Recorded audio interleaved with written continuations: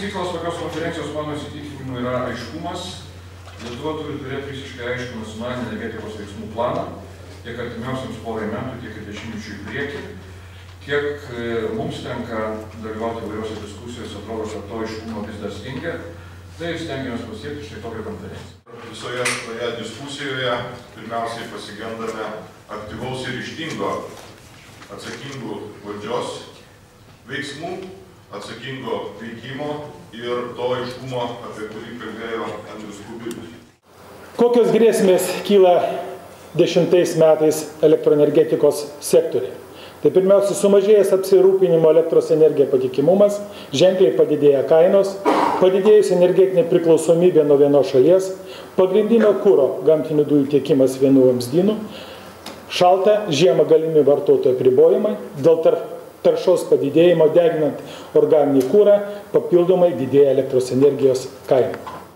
Jeigu sudėsime visas kainas ir lygysim su kitom ES šalim, tai jos nebus pačios didžiausios, aišku, mes jau viršysim tam tikrą ES vidurkį, bet jos dar nebus pačios didžiausios. Ar turėsime mes tos elektros pakankamai?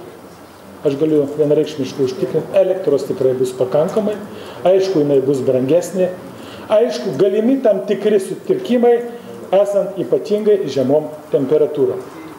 Kaip pamatysit, didelė dalis medžiagos mano ir pono Juozaičio kartosis. Ir tai nekeista, nes didžioji dalis mano medžiagos yra iš Lietuvos energijos. Keista tai, kad nesikartos interpretacija. Man Ignalinos atominės elektrinės pratęsimo nereikia nei kiek, kaip ir jums ne vienam nereikia. Mums visiems reikia saugios, patikimos ir kiek įmanoma pigesnės elektros energijos. Tai reiškia, rizikos faktorius reikia dauginti, o nesudėti. Tai reiškia, turim politinę riziką Rusijos, turim politinę riziką Baltarusijos.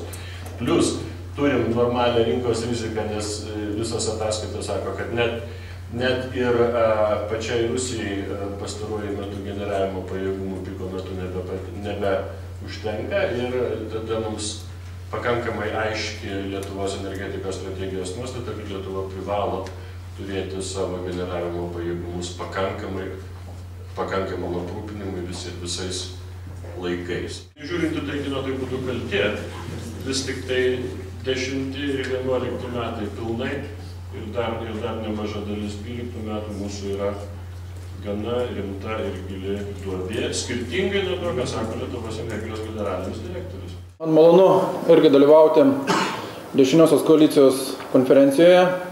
Kaip verslininkui visada dešiniosios pažiūros yra artimesnės. Yra visos prielaidos manyti, kad dabar, sukūrus Leo LT akcinę bendrovę, mes turime įrankį strateginiams Lietuvos energetikos tikslams pasiekti ir nuveikti tai, ko nepavyko nuveikti per praėjusius 20 metų. Iš tikrųjų, daug dalykų juda į priekį, bet kaip visada, čia jau tas buvo minėta, berods Aleksandras Abišlatas sakė, ar Česlovas Stankevičius sakė, yra gana daug fragmentiškumo, kiekviena sritis turi savo liniją ir bando ją įgyvendinti, iš kitos pusės yra prieštaringumo, kurį gal irgi kartais sąlygoja tokie psichologiniai dalykai. Jeigu iš tikrųjų šiandien mums reikia, rūpinantis Ignalinos antro bloko likimu, reikia parodyti ES, kad mums tikrai bus sunku ir blogai, tai kai kurios institucijos tiesiog turi tokio vidinį savo garbės, ar kaip čia pasakyti, reiškia, sindromą, jos negali pasakyti, kad jų srityje štai yra kažkas blogai. Tai aš bijau, kad šitoje vietoje iš to prieštaringumo mes gausim tokį lietuvišką variantą ir nebūsim pasiruošę tinkamai, bet kartu negalėsim susiderėti tinkamai. Aš manau, ir tokie dalykai kaip atsinaujinanti energetika ir pastatų renovacija taip pat reikalauja tokių atvirų ir viešų diskusijų, keliant iš tikrųjų strateginius klausimus, kaip toliau bus tos problemos sprendžiamos, nes akivaizdu, kad taip kaip jos iki šiol sprendžiamos, jos neduoda tinkamų atsakymų.